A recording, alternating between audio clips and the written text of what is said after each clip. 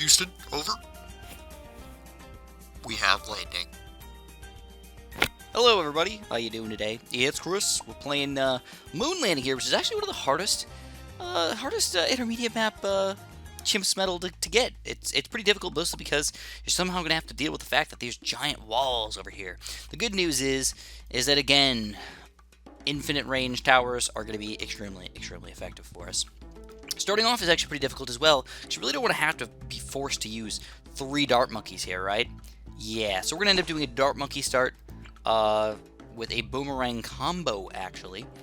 And what we can do is we can kind of just combine all these guys together over here, something like that, right there. And we good to go. Let's do it, man. Now, what the boomerang's going to do is he's going to end up being on last over here, and he's going to end up popping a lot of these balloons, but you're probably going to want to get up to the improved rings here pretty quick, because it's cheap, but it ends up increasing his popping power from 3 all the way up to 7 popping power over here, which is just absolutely insane for these balloons. As long as you're throwing that boomerang in there, you're going to do a lot of damage. It's just going to randomly somehow hit a lot of them, because they're all in just kind of a big bundle right there. So that also keeps, what you have to keep in mind is that, things like the mortar, or maybe even the cannon, if you do recursive clusters, is actually going to be pretty effective in this big bundle of crater over here. This is something you have to definitely keep in mind over here. But in addition to that, what we want to do is we probably want to get some sort of hero going, right? So the hero is going to be a very important part of our strategy.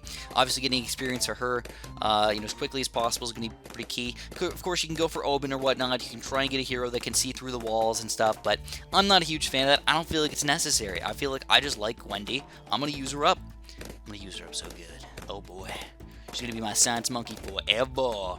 So we go, we need $50 more, and there's still yellow balloons coming out. We're still going to take them down. What? This boomerang's actually really freaking good here, man. So positioning-wise, though, this is going to be a little bit weird here, guys. It's sort of going to seem like almost a bad position here to put Gwendolyn right here. I realize that. I get it, man. But what we're going to do is we're going to hope that we're going to chase the balloons, and they're randomly going to get killed in this little circle right here. And then once she gets her range up a little higher, we're hoping that we can see a little bit over here as well. Alright, that's the basic idea. We're going to hope that that works for us. Next thing, though, I'm going to get the glaives, the fast throwing, and the super fast throwing. And he's going to be one of my best popping powered towers in the game, believe it or not. Fast throwing and faster rings right here. I can't decide yet. I may go to Glaive Ricochet and higher than that, but I think I'm leaning towards not getting it, because it's really not going to help out on round 90 plus. You know, like now, it's pretty nice, because now it's going to allow me to get the towers that I want to get. I want to get a Heli Pallet, I want to get a high-level Ninja, I want to alchemize both of those guys. I feel like that's pretty important for my, my current strategy right now. But you can tell, annihilating these things. This is awesome, dude. Nice. Kill them all. I mean, this guy's got 1,200 pops. Darmonkey's got 50. Gwendolyn's got 4. What? Really? This little guy right here is doing that? Heck yeah, he is, man. Oh, boy. So one thing you're noticing about these walls is that most of the objects can go through the walls. It's just you can't see through the walls. Okay? So that's a pretty important thing to understand about this guy. So we go. Let's go for our ninja. Put him right about there. We're going to go up to a pretty decent level here. Ninja Discipline, Seeking Shuriken, Sharp Shurikens, basically works. We're going to get up to a 4th tier over here. I'm a pretty big fan of the 4th tier. It's not that expensive, and the amount of popping power you get for the rest of the game is just so nice. I almost can't get away from them. And what he allows me to do is he allows me to get the other 5th tier towers in the game without having to do, ridiculous... a lot of 3rd tier and 4th tier towers kind of all over the place, spread out in weird ways, and combining these things in stupid ways just lets me pop down one ninja, defend almost everything, and get every other tower that I want to in the meantime. So you definitely want to keep that in mind here, guys. Very, very key. Now, in addition to the gameplay and the strategy, I always wanted to tell you guys a story, right? I mean, once we get really, really complicated here, once we get to the really, really difficult maps, I'll go more in-depth on the strategy. But for today, honestly, if you just put the towers in similar spots to me, you put this guy on last, I think you're going to be okay. I don't think you're going to be struggling too much over here. Maybe a little bit, not too much. Now, another reason why we're going to put Gwendolyn here, though, is because we're going to end up going for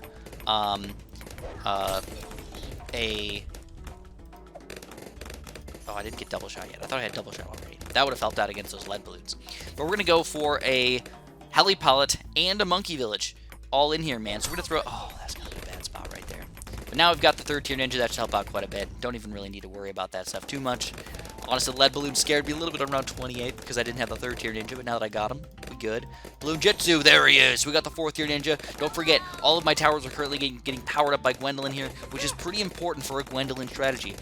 Putting her off into the side here is not usually the best option for yourself.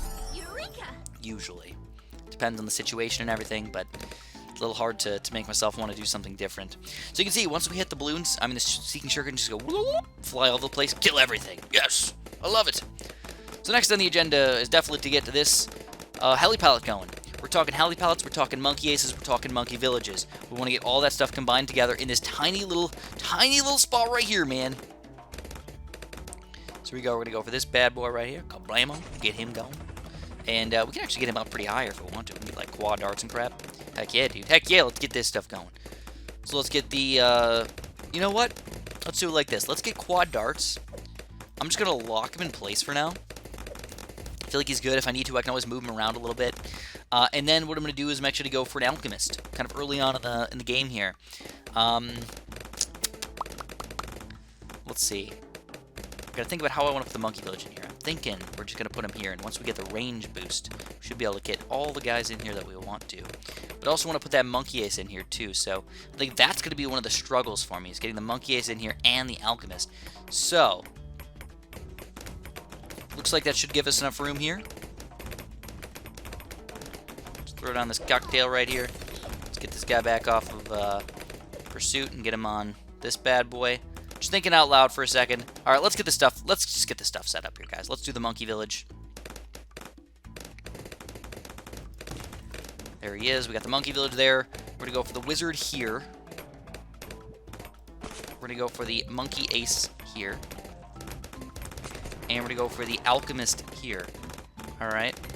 So a lot of weird towers right now. I'm also gonna go for another alchemist over here. Sort of goofy. I admit, sort of goofy for now, but it'll make sense in the long term here, guys. It'll make sense in the long term, which is the key. We always want it to make sense in the long term.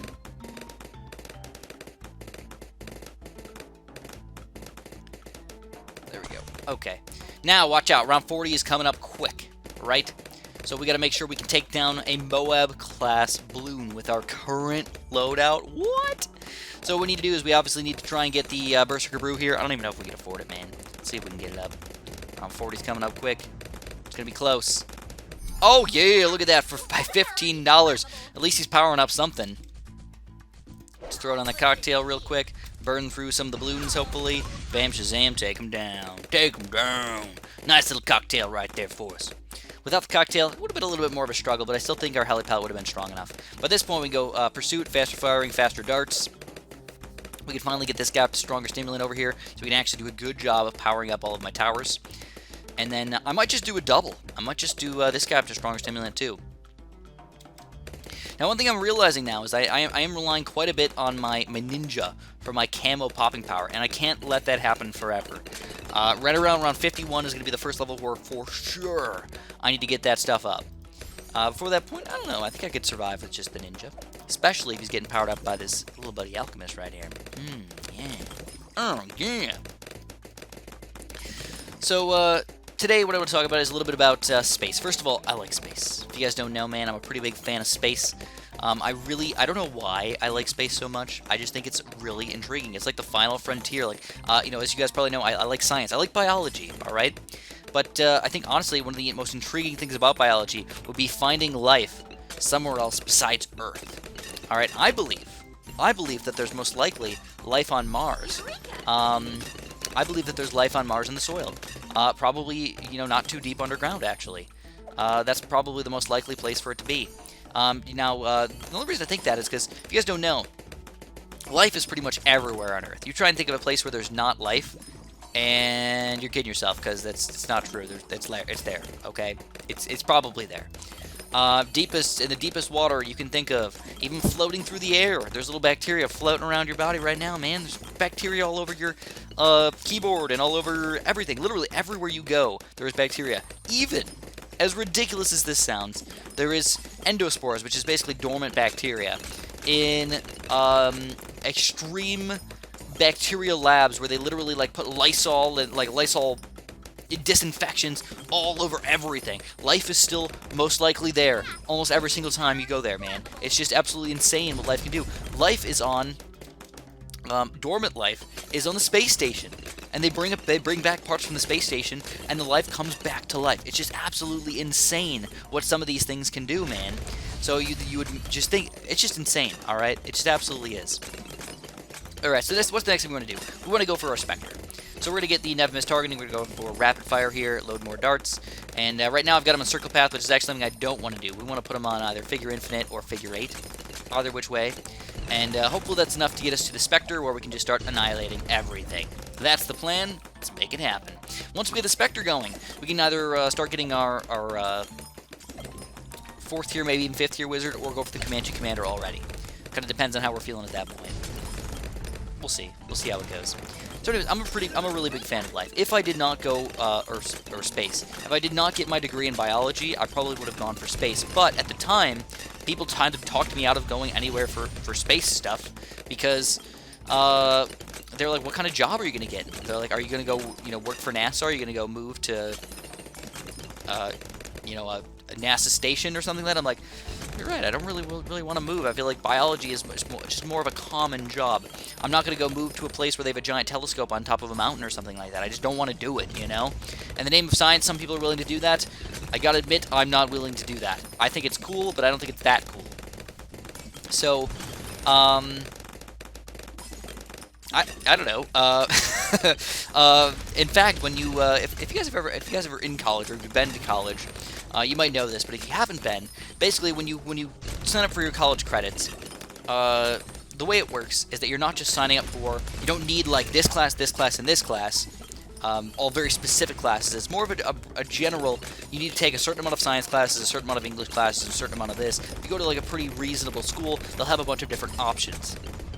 So you have a bunch of options on what you want to get for what kind of classes you want to take. And one of the main classes that I took was, I loved taking classes on space stuff. So I took an astronomy class. I took like this weird like physics type class where it wasn't even, I can't really call it physics. It's actually one of the coolest classes I've ever taken. He literally just talked about random stuff in space that we don't fully understand yet, and why we don't fully understand it, and how that's going to become like the new frontier of whatever science is. Because I feel like right now, it's not that science is like we understand everything, but one of like the final frontiers is understanding space stuff. Like where did we all come from? Like it's ridiculous to think about. So anyways, blah blah blah blah blah. Space, I like space. I think it's really cool. I'm not super big onto the physics stuff.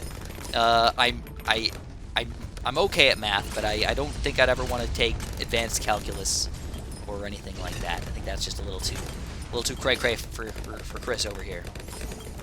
So we get the Moab shove, just because I know that the Spectre's automatically always attacking this stuff. It's going to help out for those weirdo Moab BFB combos and stuff like that. But what I want to do is I actually want to get a pretty high-level wizard here. This is going to be an Arcane Mastery Wizard. Sadly, he's not really in range of what I can put an Alchemist next to him. But I don't think that matters all that much, because a Wizard doesn't get super-duper powered up by an Alchemist at this point. Only a little bit. Only a little bit. But what I want to do is I want to go for an Arcane Spike, and I do want to go for an Arcane Mage eventually. The reason why the Wizards are so nice in here is because, as you can tell, well, we have a lot of space where, we can't see through stuff. Gwendolyn can't see through stuff, Dart Monkeys can't see through stuff, Ninjas can't see through stuff, but 4 out of my towers can. Alchemists can, Monkey Aces can, Helipelts can, and Wizards can, I might add. So that's why Wizards are a pretty important part of my defense right here. Now, one tower that I haven't built yet is the Mortar. A lot of people are probably thinking, Chris, why haven't you built a mortar yet? What do you want me to build? I mean, the big one sucks late game, the artillery battery is just okay, and Shattering Shells is too expensive for what you get out of it. Do you guys really want me to spend that much money on a tower that I just don't really like that much? I don't know. I don't find them to be as useful as you probably want them to be. Sure, getting a birdie stuff mortar is good in the early part of the game, but again, we're not playing until around 70, we're not playing until around 80, we're playing until 100, man. 100, that's beefy, that's big, that's hard. So you gotta really plan ahead here, and I just can't see myself wasting my money on the mortar currently. They definitely need a buff, It's just the way the world works these days. They definitely need a buff. So I don't really even know how good my Alchemist is doing right now. I don't even know who he's powering up. I hope that they're powering up the Alley Palette and the Spectre and the Ninja. I hope that somehow, with my 2 Alchemists here, they're powering them up. That's kind of my hope here. It's, Let's think that's working. It looks like no matter what, the helipad is getting a pink potion thrown at it here. So that's definitely good here. Even powering it up for 75% of its time here, that's good enough for me. So the question is, at this point, should I save up for the... should I just get an Arcane Spike just to have that extra mode pop power, or should I already start getting ready for my Comanche defense and Comanche Commander? That's up to you, man. Personally, I think that the Spectre Arcane Spike combo is really freaking good, and I really wouldn't mind getting it. So I'm going to go for this bad boy all the way up to Wall of Fire at this point. And the nice thing about Wall of Fire here, man, looks like we can throw it down on the screen right over here a lot of the time, and that's going to really do massive damage to the Bloons. I never even thought about that. What if I put, like, a bunch of wizards over here and just put Wall of Fires all in the middle? Oh, man, that would be insane. Though would I have to get him up? I would have to get him up to 3rd tier, wouldn't I? So maybe not. Maybe not. Maybe that'd be too expensive, you know? Just getting 0 2s is not that bad, but getting 3 2s, we're already talking about a pretty good amount of money here. So maybe it wouldn't, but it's a cool idea. Nonetheless, I like cool and fun and interesting ideas. So, I like space. I think we got it. I don't know. I feel like the I like turtles kid. You know, I like turtles. But Amanda was telling me about as far as space stuff that you can actually, and that's one weird thing about space is it's so far away. Why would you think about it or even, you know, have any interest in it whatsoever? Honestly, I understand. I think it's my curiosity that usually gets the best of me here. I don't really know exactly why. I find it so interesting, but I just do. Like, where did I come from? Why am I here? That kind of stuff. It intrigues me, at the very least. So I think it's that time, guys. We're going to go up Comanche defense, and then we're going Comanche Commander pretty soon after that. Getting the random Comanche defenses to come in here is going to be pretty helpful in the first place, so I don't mind spending the 10 grand, even though it's not going to be super effective until we get the Comanche Commander. But Amanda and her, I thought it was really cool what her dad did. I would like to do this for my kids. Her dad would randomly, if there was ever a meteor shower, he wouldn't even tell them that there was a meteor shower that day. He would just wake them up randomly in the night and be like, okay guys, let's go. And they'd be like, where are we going? What are we doing? And, you know, as an adult, you're like, what? Like, why would you really want that to happen? I don't know. I think it'd be really freaking cool. It's like a surprise. And he would take them up to the roof. And I don't understand exactly what their roof was like, but I assume that it was a little place that's pretty safe for kids to be. And he would take them up, or maybe it was like their, maybe I'm misunderstanding, because she told me the story, so I don't remember everything, the details. But her dad used to take her out, and they used to just sit on lawn chairs and just look at the meteor showers. I thought that was really freaking cool. I would love to do that, because I haven't seen that many meteor showers in my life. But I do want to tell you guys about the 2 times that I've seen pretty ridiculous meteors or meteor showers. The one time, I was with my friends, alright, and we went to, I think this wasn't a Turkey Run. I don't remember which camping site this was at. It's hard for me to remember, actually. It might have been Devil's Lake, actually. But we went to Devil's Lake State, I'm pretty sure it was Devil's Lake State Park, and over there was a big giant field in the middle of all the trees, right? And this place was freaking nice. It was really nice. Giant, big grass field and everything. And we got really drunk. And yes, I did. I was drinking that day. I don't usually get drunk that much, but we all got pretty drunk that night, and we all just decided to go into the field and look at the stars. So we're talking about 7 to 8 guys in their 20s, just laying down in a field all together, like basically cuddling almost. It's kind of weird, but basically just laying next to each other in this field. And it was quite magical, actually, because we got to see a bunch of meteors. When I say a bunch, guys, it had to be a meteor shower or something. But we looked online, it didn't say there was a meteor shower, so I have no idea why or how this was happening, but we were just watching them go by. There was hundreds that we saw in just that one night. And, you know, because I was drinking, it was kind of funny because, like, I was just laying on the ground, and everything was just swirling. So it was hard to see if it was just a star moving or if it was actually a meteor or whatever. But it was just so fun. It was one of the best nights of my life, to be honest. Just hanging out with my friends, sitting on the grass. It's just so nice outside. he had the like cool dew because it was like 1 o'clock or 2 o'clock in the morning or whatever, and we just sat there and we just looked at the stars for a while. It's those kind of nights that just makes you realize how awesome life can be sometimes, you know?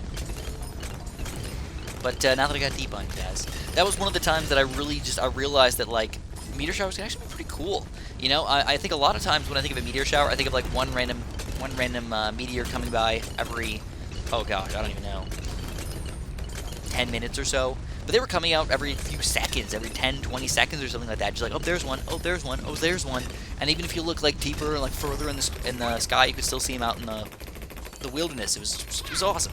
So we go. Anyways, what we're going to get is we want to get the MIB here for round 90, the DDT class Bloons. We cannot pop the DDTs without using that. We need it on our Spectre and on this heli pallet right here. The only DDT pop power we had, if we didn't get that, is basically our Archmage here, our Arcane Spike.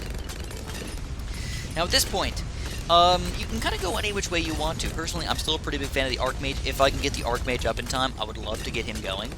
If not, oh, you know what another tower I want to get though is? I definitely want to get this guy going. Now, Alchemist, interestingly enough, as a 0-0 tower, can see through the walls. So you can get Unstable Concoction here and just blow them all up while they're on top of each other. Literally probably the best freaking tower in the world right now. Like, it is amazing. And you can still see the Bloons as soon as they walk in here too, which is just awesome.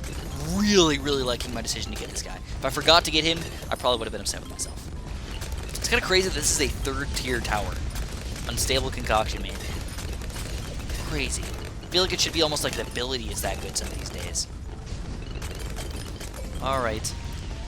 Anyways, we're still doing a pretty good job over here. I feel like I still don't really want to go for a mortar or anything. I'm kind of relying on my Spectre and my Comanche Commander, which are very, very good towers, I might add. We're at 16 grand. We might be able to save up for that Archmage. Still about 20 grand away, though. Here we go, round 95, DDT class Bloons. Can we take them down? They're fast, man. They're super fast. They're super fly. But once we get the Alchemist power in this guy, you can definitely see the increase in damage overall. But you can see, when it doesn't get powered up, it does take a little while. And for him to get re-alchemized, it takes a little while. The other time, though, that I saw a meteor was actually, I was walking out of, believe it or not, man, I was walking out of my astronomy class, alright? And it was funny because we just talked about how there's either a meteor shower coming or, like, if anybody ever sees any, like, meteors, just, like, spend some time looking, because if you don't realize it, but a lot of times you don't look up as much as you probably think. You don't look at the night sky as much as you probably think. You might miss more cool things happening than you might expect. So sadly, guys, look at this, man. 3 grand off, round 98 right here, the toughest Bloon level in the game, and we still don't have that Archmage yet. Luckily, it looks like we might get it in time here. Boom, Archmage, baby! There we go, we get him up. Still struggling a little bit, though. It looks like we will take down round 98. That's good, that's good. Anyways, with the last little bit of money here, guys, this is the way I like to do it. I like to get a couple quick abilities here. Bow of Assassins. The earlier you get them, the better you're off, because you can use them multiple times here. But it looks like I can't even afford that second one. So 1 Archmage should be, excuse me, 1 Assassin should be good enough for us. Hopefully. Love that is all that is bad Bloons here. Please, let me take this thing down. Please. It's got another little loop to go around right there, and it looks like it might pop by the time it leaves this first layer right here. But bam! Alright, let's cocktail and kabloom it! Kabloom it? Sure, why not? Let's kabloom it, man. We get 600 bucks. Look at that. Alright, that easily. Bam, shazam.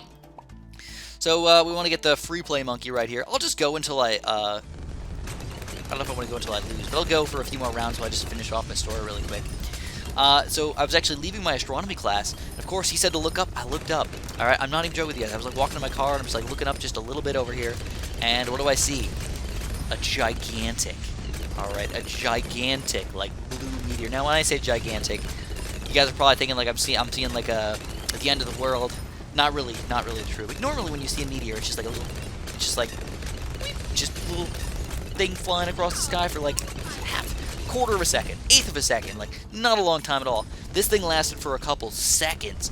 It was like, I don't know, maybe 3 seconds or so. I just saw it going across the sky. Like, it was not as fast as most of the other ones that I feel like I normally see. It was a little bit slower than usual, but it was just so gosh darn cool, man. Those are things you rarely ever see in your life, and it was really cool to be able to see it right then and there. Anyways, actually, believe it or not, one of the most interesting towers in the game here is probably the permacharge. I feel like the permacharge might actually be a decent tower to use on this map. Wait a tick. Are you telling me that a 2-3 boomerang can see through walls? That's really cool. Or can't he? No, he can't. Okay. Alright. That got me a little confused there, guys. I guess he was just, did we get a range boost or something? I don't even know. Has he been shot? Okay. Think of me as being just an idiot right now. But, for a second, I thought that made him be able to see through walls, because it would be really cool if he could. It would make sense, because he's got those little, like, bionic... He's got, like, laser vision. I really feel like Ninja Kiwi, if you're going to make a stupid change to the game, make it so the turbocharge can see through walls, okay? It's not going to affect the game very much, and it's cool. I mean, look at this guy. Look at this little green eye right there. He should be able to see through walls for sure. But then I realized that I didn't really look at the 2-0 boomerang, so I didn't realize that the 2-0 boomerang is probably also shooting so many gods here, and I was just kind of missing it, because he can't see DDTs. He probably can't see BFBs, but against Oh My God, they're big enough where he can see them all the way across the way right here, so it kind of looks like he's shooting through the walls, when he's really not. So that's where the confusion came from. Anyways, we're on around 108 already. I don't feel like going too deep in here, man. I don't know where we're going to get to, but I guess right around 120 or so with our current setup. It's pretty good overall, not going to lie. I'm actually pretty happy with it. But of course, as usual, if you guys enjoyed the video, man, please press the like button. Please press the subscribe button if you haven't. And if you do like the videos, don't forget to hit the little notification button as well, man. I know a few buttons to press, man, but it's going to be worth it. Trust me. It's going to be totally worth it. Just press those buttons. I'm going to try and put you guys into a trance, and we can have a good time together. Right? And as usual, to end off the video, have a super duper delicious day.